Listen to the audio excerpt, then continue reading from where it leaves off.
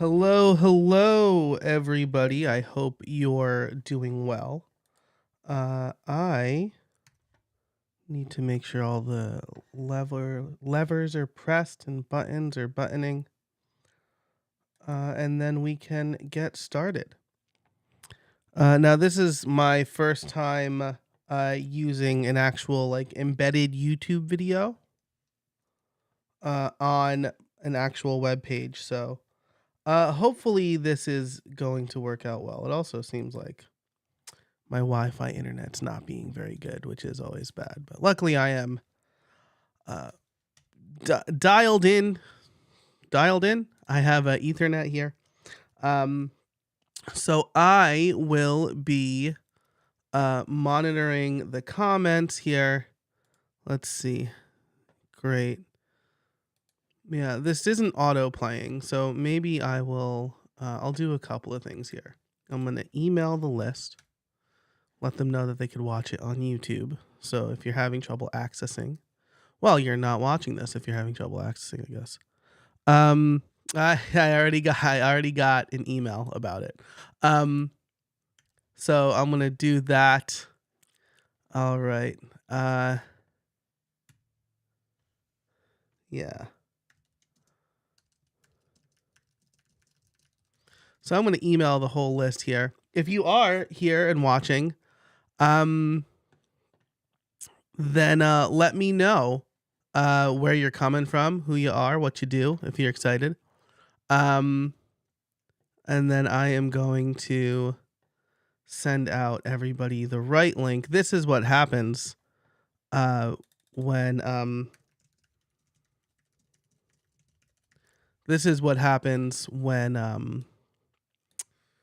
you have too many things back to back and didn't test this properly. So here is the correct and better link for the webinar.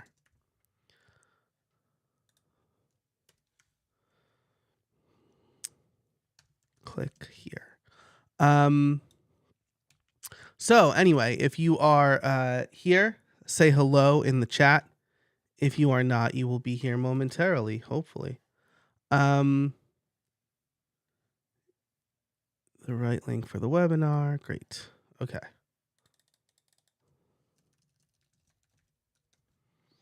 Off to a good start here, folks. Off to a good start. While we wait for people, let me again, I'm just going to check the feeds. I do see a few people watching. So if you're watching, say hello. Let me know where you're coming from, who you are, what you do. I will talk about the trials and tribulations of putting together your own webinar software. Oh, Amy Fagan, I hope I'm saying that right. Oh boy, mute myself here. Amy's in Maine have a jam business side gig and podcast about sustainability called Grounded in Maine. I love that. Thanks for being here, Amy. This is my first time attending an embedded webinar. Looks good so far. Fantastic. I'm glad it's working out for you. Emmy coming in and saying hello here on YouTube. One of the drawbacks of streaming to both YouTube and to LinkedIn is that using Ecamm Live at least is that LinkedIn the comments don't show up here on the screen. Tom coming in saying hello. Tom, thanks for being here. Charisse, I hope I'm saying that right. Glad you can make it. Thanks for being here. Let's see. Okay, cool. So, all right. Miss Alex Kennedy, thanks for being here. Excited for the webinar. Really excited that you're all joining. Angela saying hello over on LinkedIn. What I'm up to, I've watched you on LinkedIn Learning. Well, I'm glad, Angela, that you enjoy the courses over there. I do have one on podcasting out now. So that is very exciting. Here is the right. I'm still getting some emails, so I'm going to attend to these really quick. Send people the right link so they can access, because I am really excited about this webinar and repurposing. I think that it's going to be really good. So I'm going to send off this email. Everybody else should have gotten the correct link now. So, and we do have a bunch of people. Chancer, I hope I'm saying that right. I know I've said your name before. I'm really sorry. Ayana, thanks so much for being here. Awesome. What a great group of folks. Thanks so much for being here. Let's get started. So the replay will be available for 48 hours. You will get a working link. I promise you'll get a working link after this with the replay. If you're watching it on YouTube, that's the replay link. So you'll have it. Bookmark it. Okay, so as we get started here, why don't you tell me if you have a podcast, if you are considering a podcast, and I'm going to bring my slides up in one of the 500 tabs that I have open here. There we go. That's the right one. So I'll do that, and then I will share my screen. Okay. Sophia DeRoja coming in. Thanks for being here. I hope you're doing well. Great to hear from you. From Grand Rapids, Michigan. Thanks so much. I appreciate you joining the live stream over on LinkedIn. All right. So the first thing I want to show you here is a side-by-side of two Disney movies. On the left, you have the iconic first ever animated feature film, and that is Snow White and the Seven Dwarfs. That came out in 1937. Gosh, I hope I got that right. My brother will kill me if I didn't get that right. And then let's see. It looks like Charisse is saying getting ready to launch her podcast. Very cool. Very cool. On the right, you see stills from one of my favorite Disney movies, certainly my favorite of the Bronze Age, as they call it, which is Robin Hood. And you can see that there is a frame-by-frame breakdown. There's a frame-by-frame breakdown showing that these stills are basically the same. And in fact, Disney famously, at this point, reused stills from all sorts of movies in Robin Hood, the 1973 movie. So you can see in this video here, I have the audio off so you can't hear anything, but they reused stills from The Jungle Book. If we fast forward a little bit, this like side-by-side breakdown's a little weird because there's like a lot of not reused stuff. So like there's The Jungle Book again, the Aristocats, which came out a few years before. There's that Snow White scene. And Disney got panned for this recently when it was discovered, not when it happened. When it happened in 1973, very few, if anyone, noticed, right? And I think this is the important thing. So Disney reused stills, animation stills and animation frames in Robin Hood from other movies. The important thing to remember here is this didn't stop Disney from telling a good story, right? In fact, lots of movies, Disney or otherwise, do reuse stories. Right earlier this year, since Winnie the Pooh entered the public domain, there is a movie. There's a movie about, I think it's about Winnie the Pooh being like a serial killer or something. Definitely not in the spirit of Winnie the Pooh. So Sophia said, Amy saying this is her favorite movie. Very cool. Sophia saying, by far her favorite, but it's superior to Snow White. Gauntlet thrown there. Wow. And then Annie coming in on YouTube. Hey, Annie, podcast 50 episodes, 3 years in. Very nice, very nice. So this didn't prevent Disney from telling a good story, right? And the truth of the matter is, you've probably already said what you need to say. This is the thing that Disney animators realized.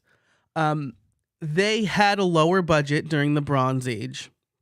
The context here is it was after Walt died. The last movie that Walt Disney worked on was The Jungle Book. And then the people who replaced him, Roy died in 1971 after Walt Disney World opened. And the people who replaced those two wanted to maximize Disney for profit, right? And so they cut a lot of budgets, and they made generally subpar movies. But they have a few gems in there, like Robin Hood. And the animators realized that with a low budget, they had to get creative. With limited resources, they had to get creative. And they reused animation stills and just drew over them, essentially. Because those movies came out in some cases 30 years prior, right? And this is like the Disney Vault was in full swing. There was no home video at this point.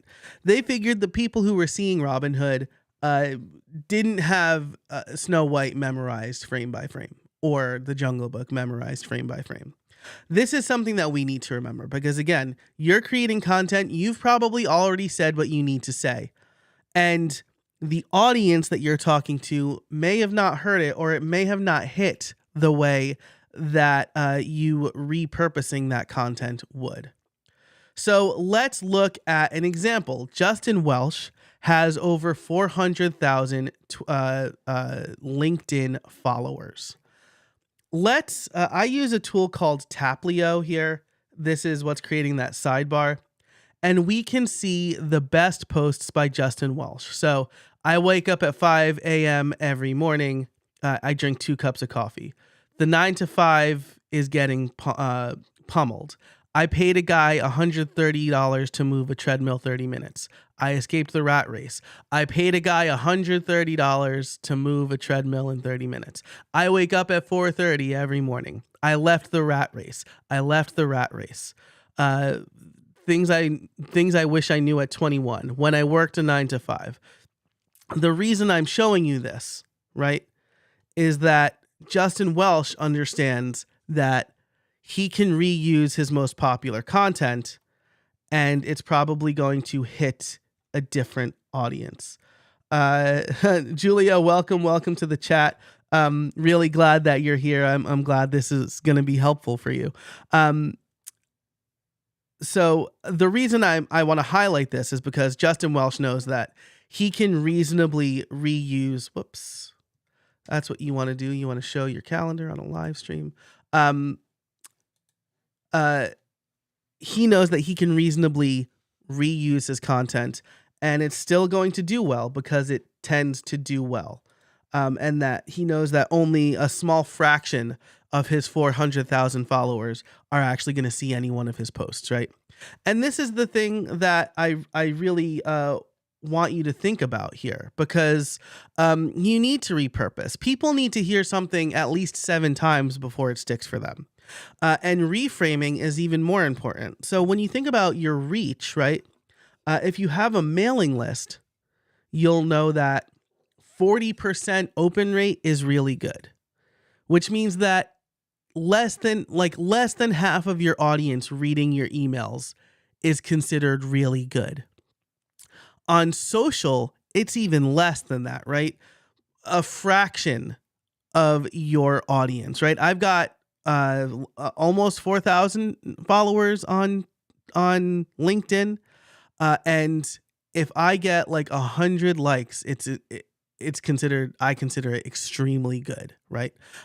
If I get like 500 views, I consider it extremely good, right? So, what is that? 1/6 of my audience sees it, the 1/8, right? 500, 4,000. If 1/8 of my audience sees the post, not even interacts, sees, then I'm going to consider that good. And again, when you reframe something, you're changing your message to help other people fit it into a box that works for them. So we'll talk about this later, right? But I could have the same exact content. And if I'm talking to football players, and then I change it to talk to baseball players, I'm going to change some content, but the overall message will be the same. But it's going to hit better for football players to read the football message and for baseball players to read the baseball message. So when it comes to creating content, you don't need to create a brand new piece of content every day or every week. You need a system. You need to put a system in place to help you understand the content that you have and leverage that content. Because look, there's a reason that I can publish 3 podcast episodes a week. I'm starting up another podcast, so it'll be 3 podcasts, 4 episodes a week across those podcasts. And then I post on LinkedIn almost daily. I put out multiple newsletters a week. And it's not because I just spend my whole day creating new content. I create generally one piece of content that I can reuse across a bunch of platforms. And that's thanks to my system. So here's the goals of this webinar. I'm going to show you how to capture ideas. I'm going to give you my process for capturing ideas. I'm going to talk about my content flywheel. We'll talk about how to track your content, and so you know what you've created and what you can pull from. And then we're going to talk about kind of two-way repurposing to and from your content. So just looking at the comments here, I missed Amy's about blowing your mind. I assume with the Robin Hood thing. Very cool. Julia, my pleasure. Thanks again for being here. Thanks everybody for showing up and being here on the webinar. So these are the 4 things we're going to cover. Let's dive into it. First, coming up with ideas. I want to talk about coming up with ideas because let's say that you're starting from scratch. Like you don't have, I'll put it this way.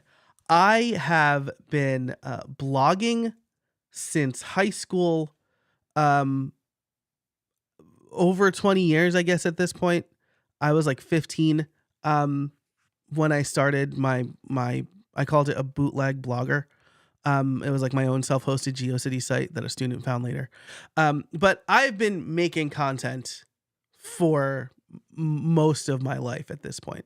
I have content I can pull from. And in fact, one of my best performing blog posts is one I wrote back in 2010 that I just kind of update regularly. So, but if you're not starting from that place, and I suspect many people aren't or don't feel like they are, I do want to talk about capturing ideas. So this is Don Hahn, continuing the Disney motif.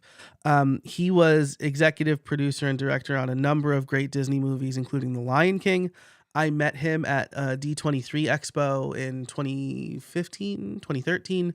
And the question I asked him was, I feel like I was a web developer at the time. I said, I feel like all of my websites look the same. When you are doing creative work, how do you make sure you're not just creating the same thing over and over again? And he said, look for inspiration everywhere. You make websites, don't look at websites. Look at cars, look at posters, look at movies, look at books, look at cover designs. Look for inspiration everywhere. And so this is going to be my first piece of advice to you. Get out of your silo, get out of your area of expertise and look at other mediums, right? Read books that aren't the books you would normally read. Watch some random show on Netflix to see if it's interesting. Read articles from other websites and start to get inspiration from places, again, outside of your area of expertise. I think this is really helpful because you can see how one field is solving a problem, and then you can relate it to how you or your field would solve that problem. My wife is a nurse, and I think about how they do things versus how I, a independent contractor, freelancer, self-employed person, handles things, and how they do teamwork and how they do documentation. And I try to let that inspire my own content. When my kid asks me a question, right? I try to remember that question, or I write it down because that's going to inspire some interesting piece of content. But it's not just good enough to look for the inspiration everywhere. You also want to log those ideas, right?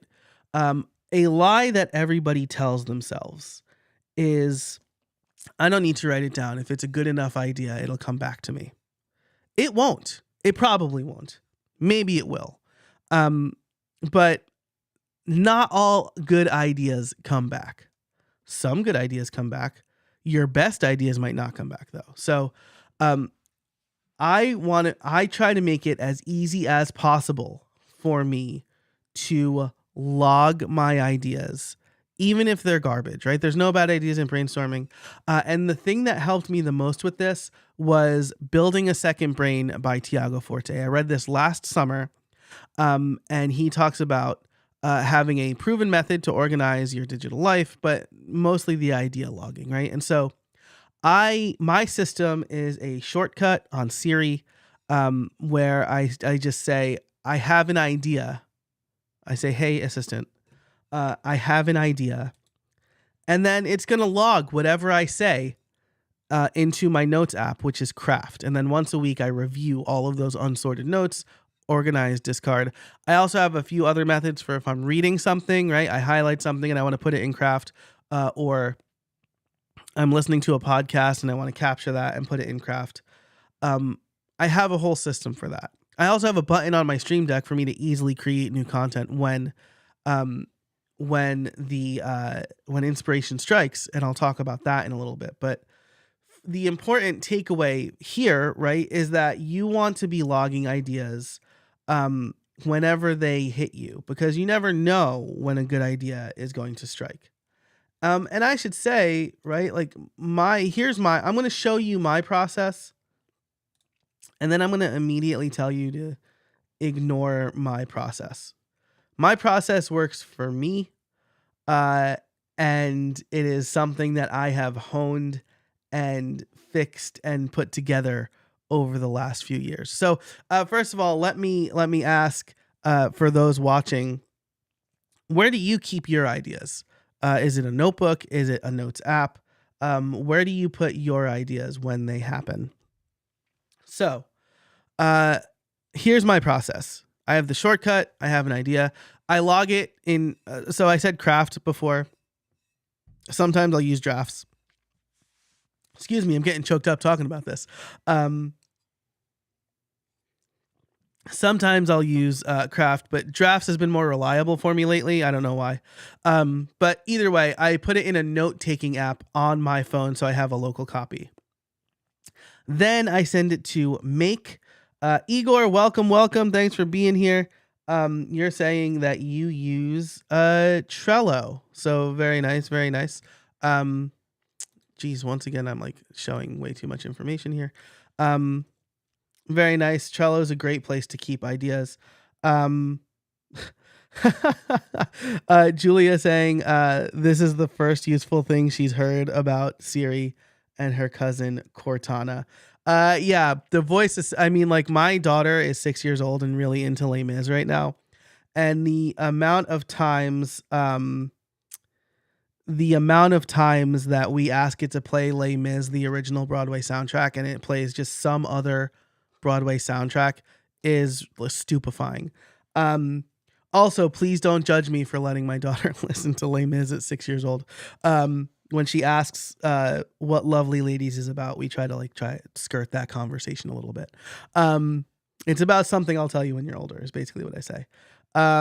Cherise saying in Notes, ClickUp, GDocs, it's been all over the place. Tom saying Apple Notes. Miss Alex and Emmy saying physical notebook. Love the physical notebooks. I have lots of great notebooks. Sophia saying Google Docs. Here's the thing, right? Some of you are saying all over the place or in a bunch of different places. That's where I was for a long time. That's why I put this system in place. So the next step for me after I log it in Shortcuts is to send it to Make. Make, formerly Integromat, is an automation platform. And the reason I do that is because that's the way that I can send the information to Google Docs. Google Docs has become canon for me. It is the one place where I'm putting everything because it's accessible across every device. But that's not the last step in this process. The last step in this process is putting it in Airtable, because Airtable is where I can easily search and schedule. So this is a lot. I'm very aware of how much this is, but let me just show you the Make automation really quick. When something gets added to Google Docs, I get the content of Google Docs. Then you can ignore this step. This is like extra. But I create a record in Airtable with the title and content of the Google Doc in it. And so then this is what my content database looks like. Anytime I have an idea, I have the title, I have the actual content. My VA knows to make a carousel if she needs to, a link to the Google Doc, where I want to post it to, the day I want to post it, if it's published, the Canva file, and a few other things. This is a system I've built up over time because I, probably like you, got tired of trying to figure out new content, where it's going to go. What am I going to write about today? Why am I keeping all of this stuff in a million different places?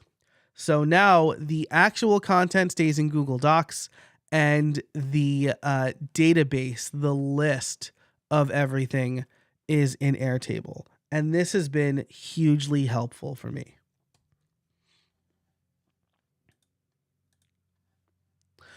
So I included this slide because in case you are trying to, and in case you're struggling for ideas, I do like to share some things I look at when I'm trying to come up with ideas, right? So things you like, right? Apps that you like.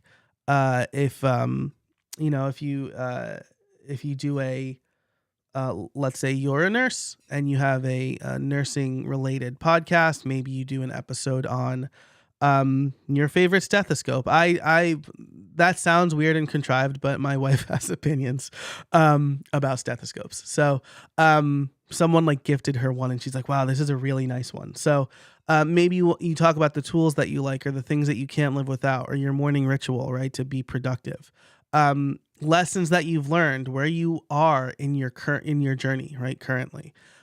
Listeners like relatable. So the more that they can relate to you, the better the content will be.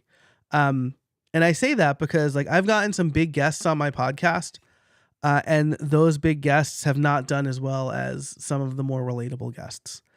You can also talk about news, current events, do analysis, recommendations, problems you've recently solved, something you're currently struggling with, profile important people in your industry. Chanel, I always say her name wrong. But Growth in Reverse is her website, and her content kills it. She does a deep dive every week on how a creator has grown and makes money. And it's truly fantastic. You can give people a sneak peek and behind the scenes, get listeners involved. These are just some ideas in case you're wondering, like, how am I going to come up with a bunch of content? This is some of the stuff that I think about if I do need to create new content. But the most important thing to remember is do what works for you, right? If you're looking at my process going, holy crap, like I'm overwhelmed, I can't do that, I don't know what make is, don't worry about it. Physical notebook, and a folder, ClickUp, notes, right? If you have a phone, you have a notes app on your phone already. Use that. That's going to be great for like 99% of people. You don't need something complex. You just need an easy way to capture ideas.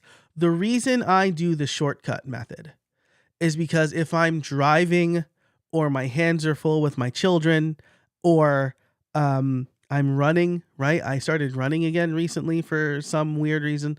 I want to be able to log those ideas, because I know as soon as I stop doing what I'm doing and I'm ready to write it down, I'm probably going to forget it. I have a lot of things on my mind, as I'm sure you do too, right? Anybody who lives in this world has a lot of stuff on their mind at any given time.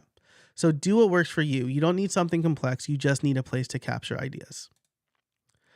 Once you are capturing those ideas, you should create what I like to call the content flywheel. And I call it this because you start in one spot and then, maybe you know what a flywheel is. Let me just show you mine, I guess.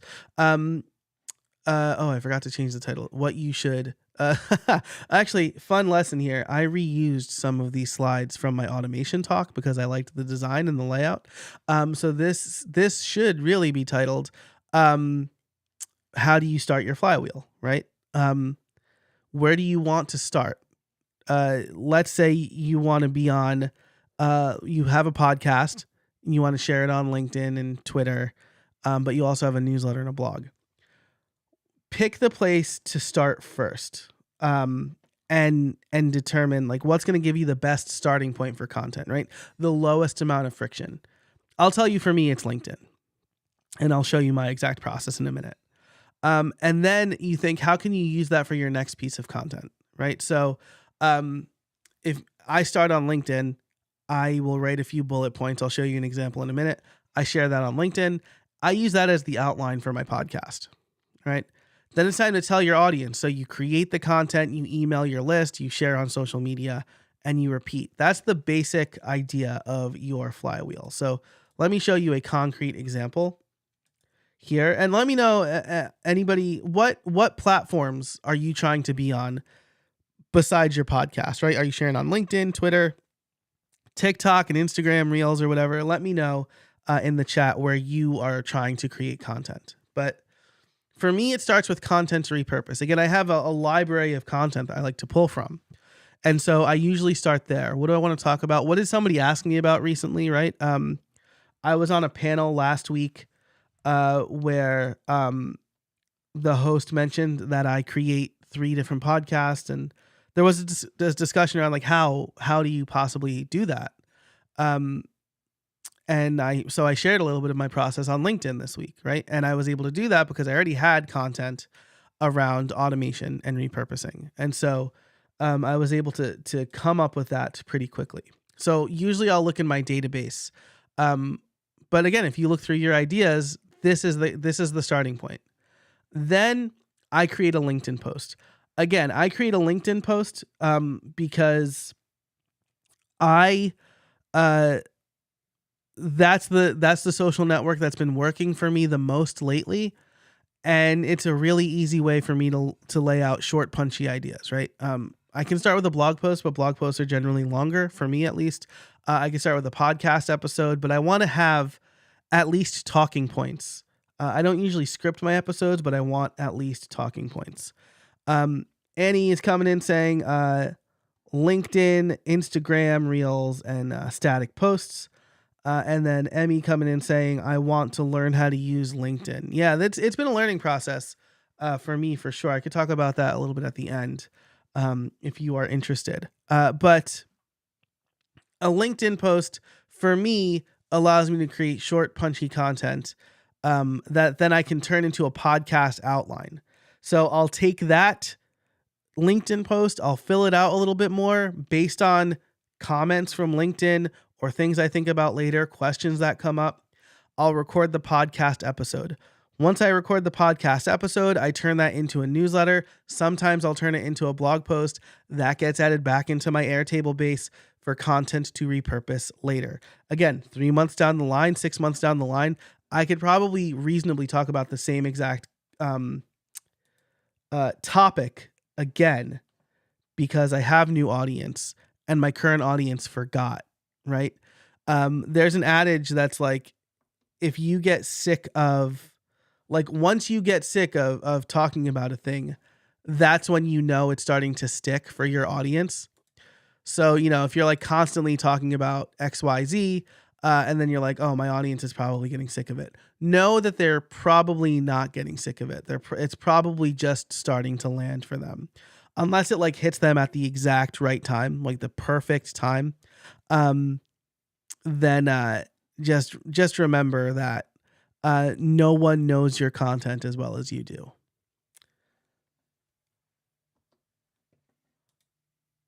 So again, let's take a look at an example from my database. You can see line 28 here, 5 places to find podcast swaps.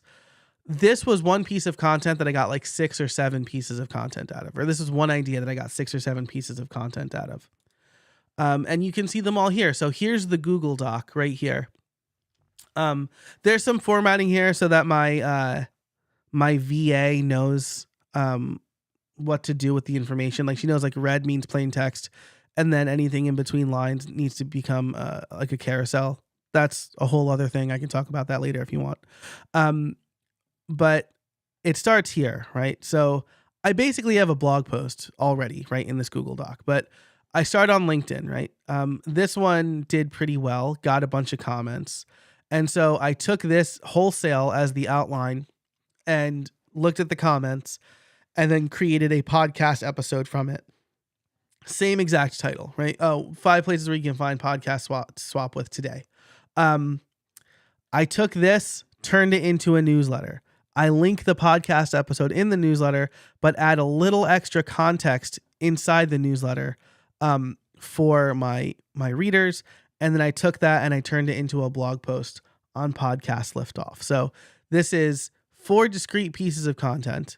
What's not listed here is a LinkedIn, Instagram reel that I also created for this. So using this essentially as the script, right? But there's a better way to do that I'll share with you in a little bit. So again, this is one piece of content that I was able to repurpose 4 times. And you can see that it's mostly self-referential here, right? I create the podcast episode first because I can reference that in the newsletter and in the blog post, so that I'm pushing people towards my podcast. Now, if we look at that here, so you can actually see what it looks like inside of Airtable. I apologize. You know what? I'll do the full screen for this, just in case you can see it a little bit better. I don't think I can zoom in. Oh, I can. Cool. So hopefully you could see this a little bit better. Let me check the comments. Ayana saying that your starting point is your podcast. It's an interview show. We're going to talk all about that in a minute. How basically your podcast is your two-way street. So I'm glad you mentioned that. So here inside Airtable, here's the title. Here's the full content. I have this here because I want to be able to search for all of my content, not just the titles. So when I do a search in Airtable, I mentioned Ariel Nissenblatt in the content here. So I mentioned her once, right? So, but then this is the asset that gets created. It's downloading. It'll take a minute, but this is what gets shared on LinkedIn as a carousel, right? Their carousels are PDFs. And so my VA knows to create a carousel from these documents, kind of based on how I format the document. Here's a link to the raw document, so you can see how it's formatted here. I have some comments for relevant links I want to include. And then where I want to share it, the Canva document, and I have shared to Instagram. So my VA also takes the same exact document, exports it as images, and then shares it on Instagram as well. When I record the podcast episode,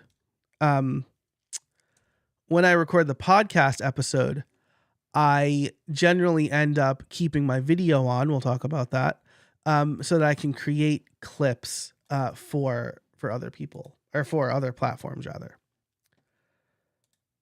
So I know I covered a lot there. If there are any questions, feel free to drop them in the chat and I will get to them. But when it comes to repurposing content for your podcast, this is the process I just explained, right? Use the document or social media post as an outline, right? If you're posting to social media every day or multiple times a week, you have a wealth of content, right? And I guess this is all predicated on the fact that the things that you're talking about on social media align with your podcast. If you have like a true crime podcast, but you're like a pharmacist for your day job, like this probably isn't going to work for you. But my assumption, right, is that your podcast probably aligns with your niche in some way.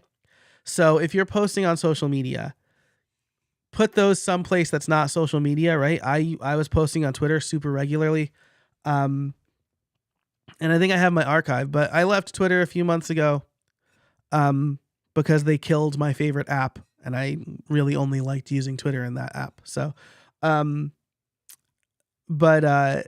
you know, if a social network goes away, you want to still have your content. So use the document or post as an outline, fill in that outline with more context for your podcast. Make sure to leverage comments and questions, right? Something that you could do is go from social media to your newsletter, right? And then ask for feedback on the newsletter. And then leverage the comments and questions from there, and then record and release. What I like to do after I've published a podcast episode based on a LinkedIn post is go back and comment. Sophia is saying RIP Twitter. RIP Twitter indeed. I feel like Twitter is like the new CrossFit, right? Where it's like, how do you know if someone does CrossFit? They'll tell you. Like, how do you know if someone left Twitter? They'll tell you. But sorry for anybody who does CrossFit. What I like to do is take my podcast episode and I'll link it in the comments of the post, right? So I'll be like, hey, if you like this, I recorded a podcast episode about it. LinkedIn used to have pinned comments for like a hot second, and that was really good. And then I think they figured they didn't like that so much for the algorithm. So now I hear the recommended thing to do is just modify the post and put the link at the bottom. So take that for what it's worth as well. I'll probably start doing that more. You can also leverage AI tools. This wouldn't be a presentation in the year 2023 without me talking about AI. And you don't need to be like some sort of AI expert, right? I'm going to show you my prompt for Chat GPT. I took the text of the 5 places for podcast swaps, and I said, turn this text into a 1,200 word blog post. And it did a pretty good job, I think. It has the intro, and then it goes through the 5 things, and then it has like some closing remarks. And I think it did pretty good. But I decided to take it one step further and say, rewrite that blog post for authors. And so now I think I said specifically nonfiction authors because they said nonfiction here. And it seems weird that they would include that if I didn't specify it. But now in some spots, they are addressing authors, right? Hello and welcome, nonfiction book. That's like contrived, but like you get the idea. Find podcasts, database align with your book's niche or subject matter. That's good advice. So they kind of throw in a couple of things there, while also talking about like quality. And I think they did a really good job for at least a first draft here. So if you're creating social posts and you need a little extra or you want to fill it out a little bit more, AI tools are really helpful for this. I see a comment coming in from Annie. Are you able to use this process of starting with LinkedIn for an interview style episode? That's a really good question. And the answer, I think, is yes, right? Because you're still going to have a topic that you want to talk about, right? So for me, I have an episode coming up with Christina Nicholson about how to get media coverage without doing paid ads, right? So ahead of that, right? And this is something I need to do better with my interview show, right? I was doing this for a while on Twitter. But like, because I wasn't like paying for Twitter Blue or whatever, like those posts weren't doing well. I do need to experiment with this more on LinkedIn because I have like a whole week's worth of content that I'm kind of ignoring. But what I would do, right? And you know what? We're going to go off script here and I'm going to show you this really quick. Because what I'll do in my main podcast is interview somebody and then I will summarize this. So I don't know if I wrote Christine's summary yet. I did not. So let's actually go back and find a summary I actually wrote. But the point is, after I interview somebody, I will I'll summarize it and I'll do the top 3 takeaways. So maybe Craig, because I think his episode is scheduled. Yeah. So I have a summary here. And then I have the top 3 takeaways, right? So this is content that's like ripe for sharing, right? So Annie, I know that I think you get ahead sometimes. I'm usually 4 weeks ahead of my interviews, but even if you're not, right? Even if you're looking for a guest, this might be a good way to find a guest too. Now I'm just kind of thinking off the top of my head, but if you know you want to cover, generative AI for construction workers or something like that, you might talk about on LinkedIn 5 ways construction workers can use generative AI to help them with their jobs, right? Um, and then uh, when you interview somebody about that, touch on those things, right? Or if you interview somebody and you know you have at least a week in between, and if you're hiring an editor, you will probably have some lead time. You can grab the summary and the top takeaways, share them on social media, and then say, by the way, I had a full conversation with Craig Chavis Jr. About this topic. Make sure to subscribe to my podcast to get the interview, right? So you could definitely do it that way. Whether you have had the interview or not, you can pick a topic that you know you want to cover on your show, or you can pick an interview that you've done that is not published yet, and you can pull from what you talked about there to share it on social media, right? And so I know I've shared this with you, Annie. I've shared this with a few other people, but this is how I take notes during my show, right? I am typing as they're talking. Generally, I'm making edit notes. I'm writing down important bits so that I don't have to like listen back or read a full transcript to understand what we were talking about.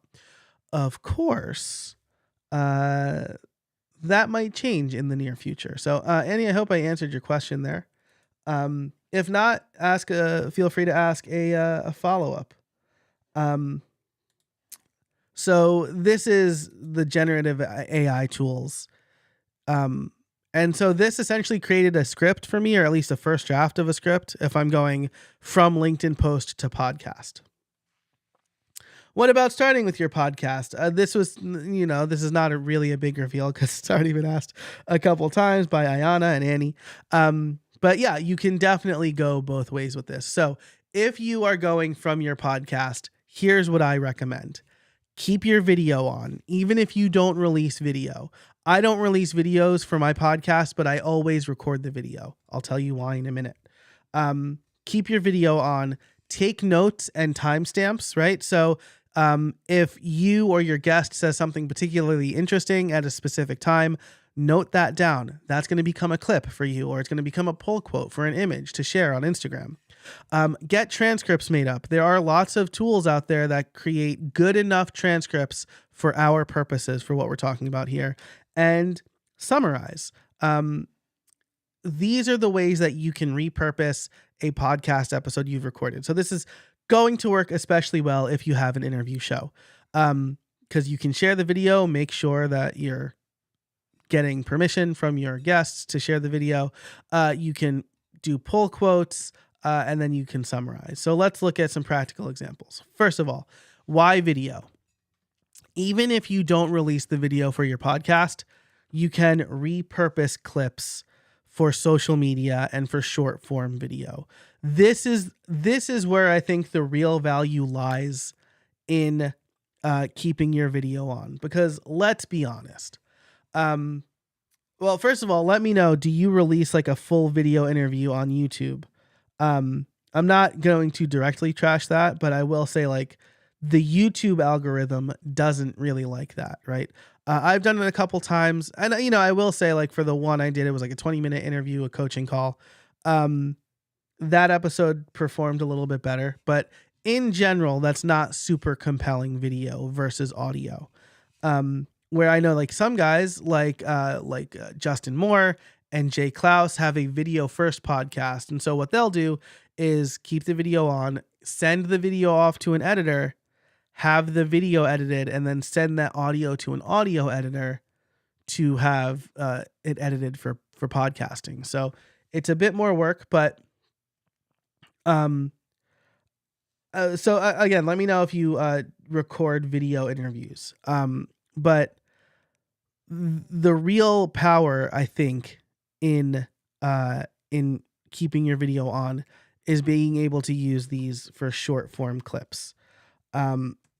And there are a few tools that make it super easy, right? Riverside makes repurposing these clips really easy. This is a clip that I created from a coaching call I had with my friend Trudy Avery. We did like a post-mortem on her podcast. She was ending it. We talked about why, and I kept the video on, and I had some notes about interesting things that she talked about, and I created a short form clip that I was able to share on YouTube Shorts and Instagram. Riverside, nope, Descript, if you will, also makes this super easy. I think even a bit easier than Riverside, especially if you're doing a solo show. So Ayana's saying, this season I started to record video. I did the same thing. I started recording video for how I built it within the last month, for this exact reason, so I can share these clips. But with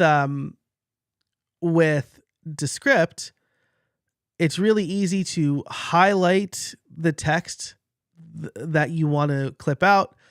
You can change the crop to be vertical. And then when you export, you can export the current selection. So this has made it really easy for me to share clips from my solo show, even if I'm not releasing the video, because like, again, honestly, like it's mostly me reading off a screen. I don't think that's super compelling, but when I want to make a good point, I try to look at the screen because I'm like, this is going to be social media fodder. So that's why I keep video on. That is why I would advocate you also keep video on when you're recording your podcast. Again, be sure to take notes. Taking notes will give you prompts for summaries and the top takeaways. This is what I do, right? I try to summarize my podcast episodes right after the interview so that I remember the thing that got me the most excited about what we talked about. But it will also give you ideas for creating posts on LinkedIn and Twitter, right? This is kind of what I just talked about with Annie. Annie saying, I started recording video on Riverside, but found that the sound and video didn't sync. Oh no. Is this recently? If it's recently, we should talk about that later. Like there might be some settings. If it was less than recently, they made some major changes that will hopefully fix that. But yeah, that's super frustrating because then you got to go fix it. Like then you have to fix it in post, right? And sync them up. Man, that has not been my experience. So maybe if you tried it a while ago, if you just tried it yesterday, like that's a huge bummer. But if you tried it a while ago, try it again and see if it's better. A few months ago.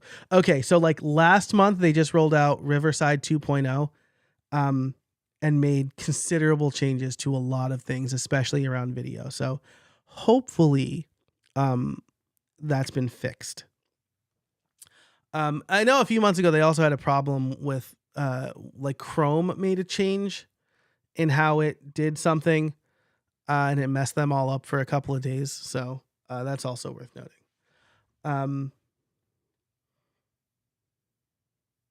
The Urban Outlander saying, I had that problem with them. They did revamp their system. Yeah. So hopefully, I will say in my personal experience, I haven't had that problem. Just doing it within the last couple of months. So hopefully it's fixed. But then like I said, like I showed earlier, with my notes, it'll also give you ideas for creating posts on LinkedIn and Twitter, right? So for a while, like I would take the top takeaways and turn that into a Twitter thread. Now I can do the same thing with the post, with a LinkedIn post. That's also usually the body of my newsletter on Mondays. Sharice saying, good to know, planning to use video and leaning toward Riverside. I'm a huge fan of Riverside. Like full disclosure, Riverside has sponsored my podcast in the past. I was using and still pay for them myself. It's just such a crucial tool to my workflow. I think, Sharice, if you sign up with the code Joe33, it's either Joe30 or Joe33, you can get 30% off. Must be 30 if it's 30% off. I think that code still works. So, transcripts. Transcripts is a treasure trove of content that you've missed in your notes. So there's a lot of reasons that you should have transcripts, accessibility reasons, right? If someone can't listen to your podcast, they might prefer to consume it by reading. It's good for SEO purposes, right? Or at least it's good for searchable content purposes, right? So, if you mention something but then don't include it in the body of the content that you write up or in the title, right, it's still going to show up in the transcript. But it is also a treasure trove for things you missed and a great starting point for reuse. So, again, I'm going to tell you to leverage AI tools here. Using Craft. So Craft is my note-taking app. I'm pretty sure Notion has the same thing. But the prompt was I dropped a transcript into Craft and I said, summarize this text. I don't know why that happened. That was really weird. And this is the most recent episode, the one that came out this week. In this episode of the How I Built a Podcast, Melody Moore, founder of Business Tech Ninjas, shares some advice for content creators looking to navigate the world of platforms and subscriptions. The discussion focuses on keeping things simple when getting started, not trying to be perfect, and taking the time to understand the technology behind your business. Moore also suggests that content creators not act like big businesses before they're ready, avoid trying to have a finished product before they sell, and understand that no tech or provider will solve all of their problems. What is especially notable about that is the things that it just mentioned were her 3 mistakes that membership site people make. And maybe this is something that I said at the top of the show, but this summary is very good. So a lot better than I expected it to be. So, you can transcribe and then use a tool like Craft Assistant or Notion's AI or ChatGPT.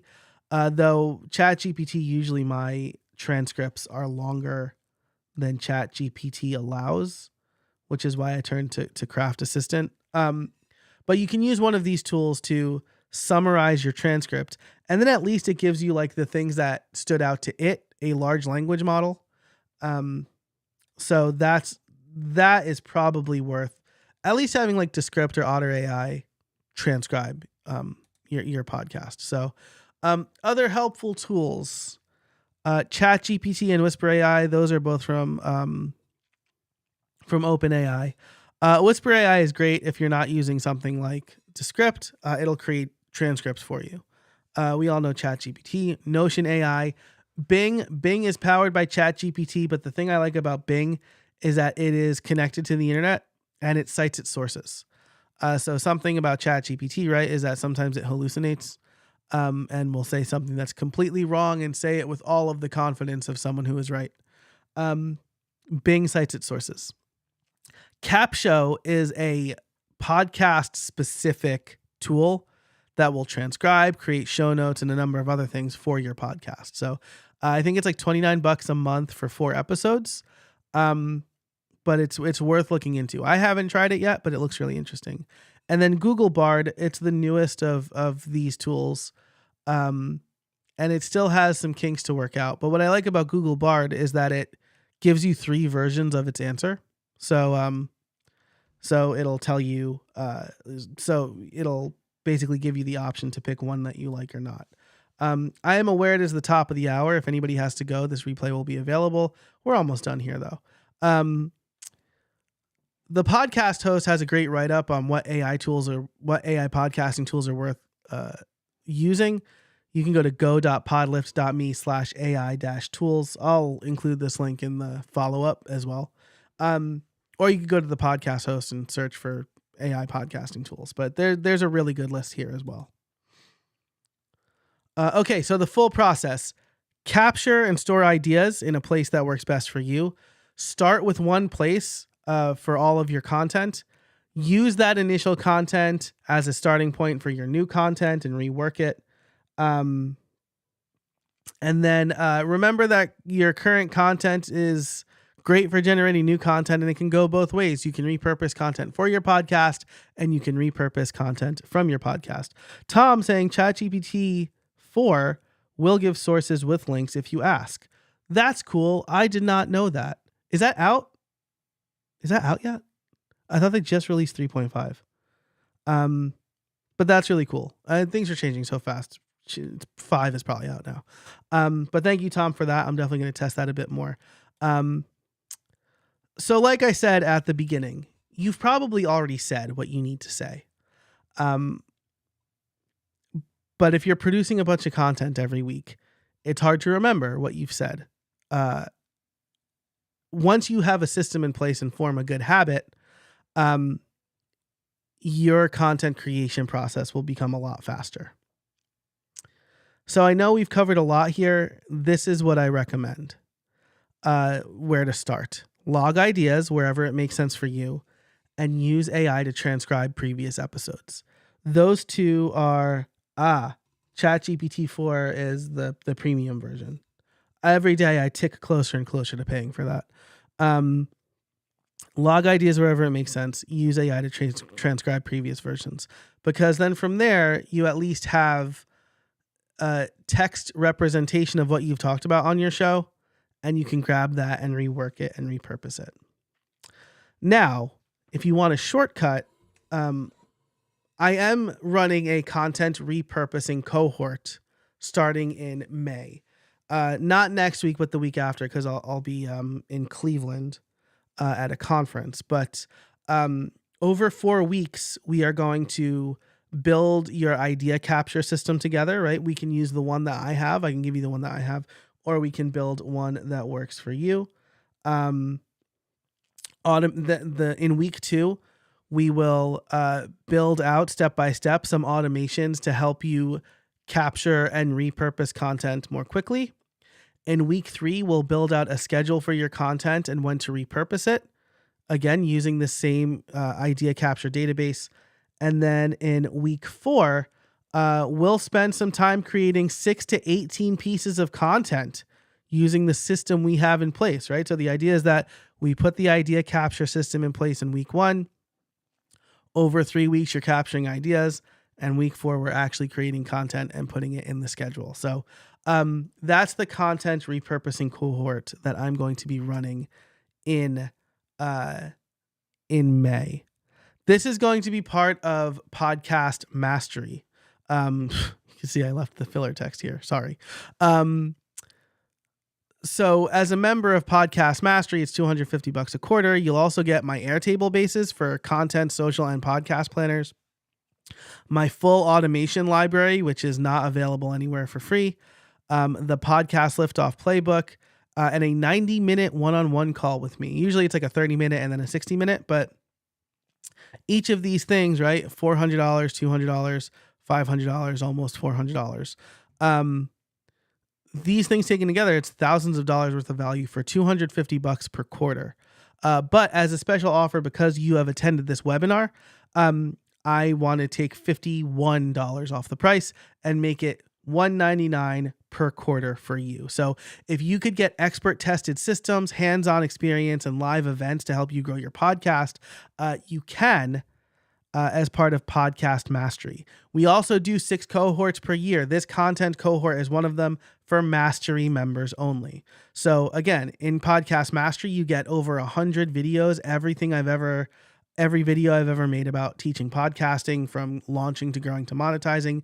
You get a number of resources, from the launch checklist to the automation library, and you'll learn a whole bunch of things at your own pace, right? You can watch these videos whenever you're ready. The way I designed this is a lot like Netflix, to be like just in time learning instead of like trying to binge a whole course and then implement it. And then here's again, a working database of my automations. As a Mastery member, you'll also get a dedicated page for you for our call and any resources I recommend. Ashley, thanks for being here. I appreciate you joining. So again, for Podcast Mastery members, we'll have the content repurpose cohort where we go from idea capture to automation to scheduling to content, all in 4 weeks. And then you will also get, what was that? And then you'll also get everything that's included in Podcast Mastery. My Airtable bases, my automation library, every video I've ever made to help you launch, grow, and monetize your podcast, and 90 minutes one-on-one with me. That's usually for $250 a quarter. You can get it for $199 per quarter. So again, everything is included here. If you want to take advantage of that, go to podcastmastery.co/repurpose. That's podcastmastery.co/repurpose. This offer expires on Friday. So if you want to get my exact system, my exact process for repurposing, as well as some one-on-one time with me, then you can head over to podcastmastery.co/repurpose. But that is everything. Thanks so much for being here. If you have any questions, I'm happy to answer them as long as they come in. But I do want to say, let's see, I missed a comment from Loida.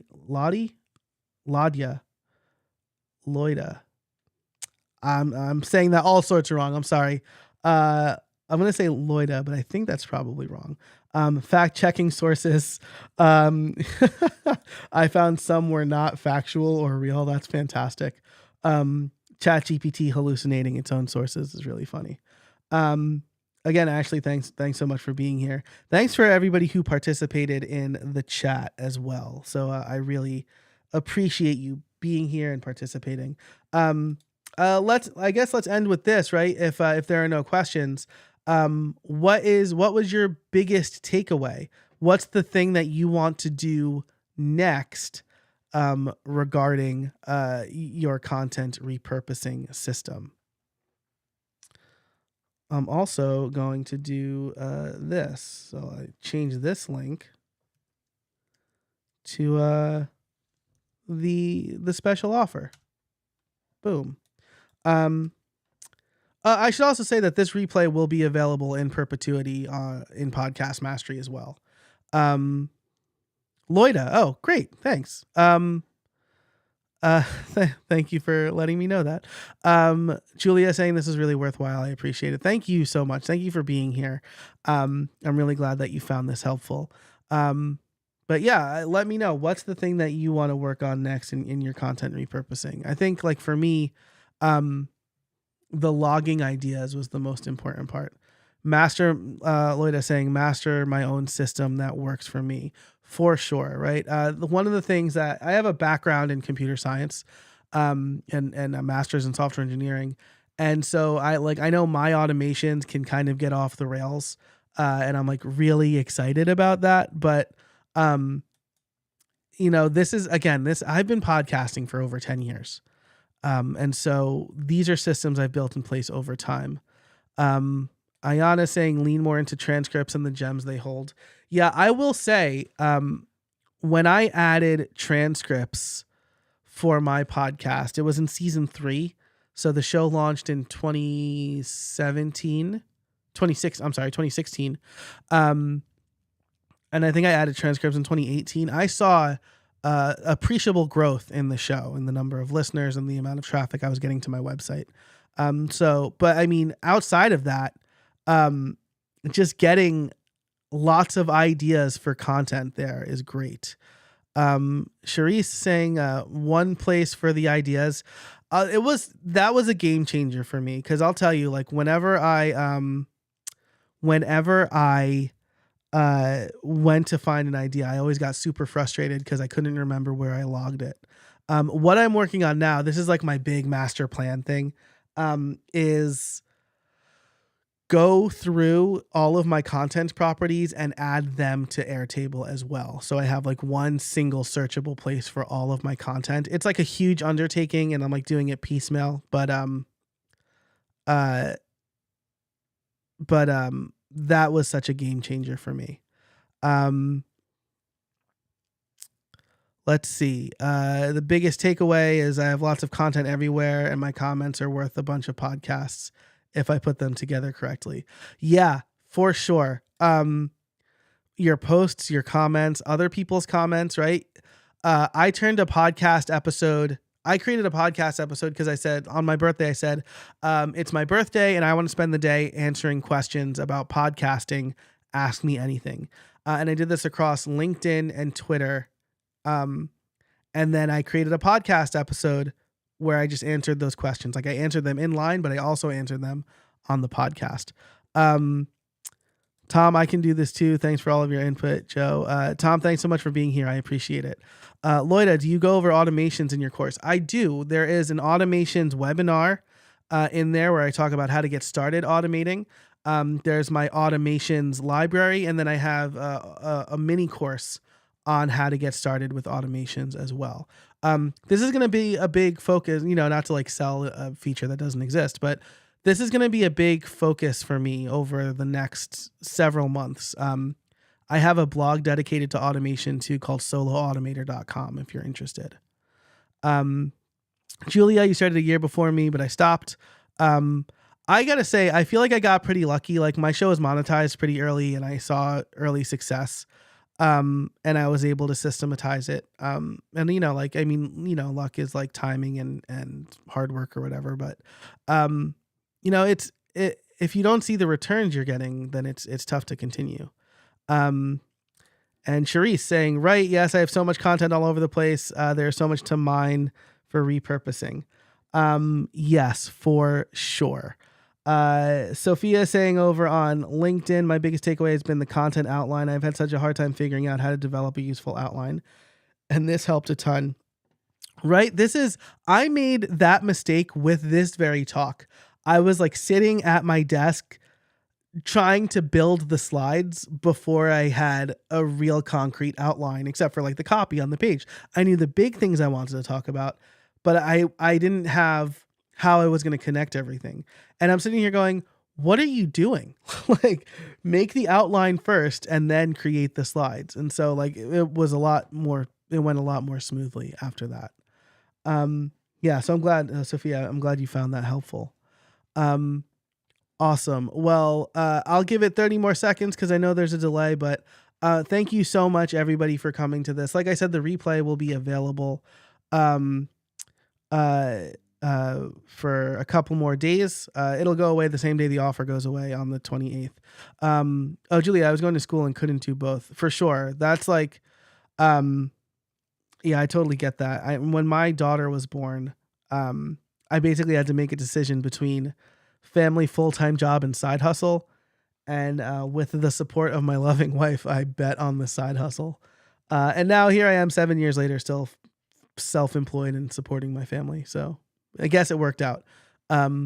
We both bet on me and it worked out. So, it's a lot of time. I think some of the things that I outlined here could save time for podcasting as well. That's something else I really talk about a lot, in podcast mastery. So, all right. Well, thank you everybody. If you have any questions at all, you're probably watching it on my YouTube channel or on LinkedIn, so you can reach out there. You can also email me, joe@casabona.org. Is that what I have on this? Nope. You can email me, joe@casabona.org. Which you totally have, right? Because I emailed you the link at some point. So if you think of any questions later, please don't hesitate to reach out. Thanks so much for watching. And until next time, get out there and build something.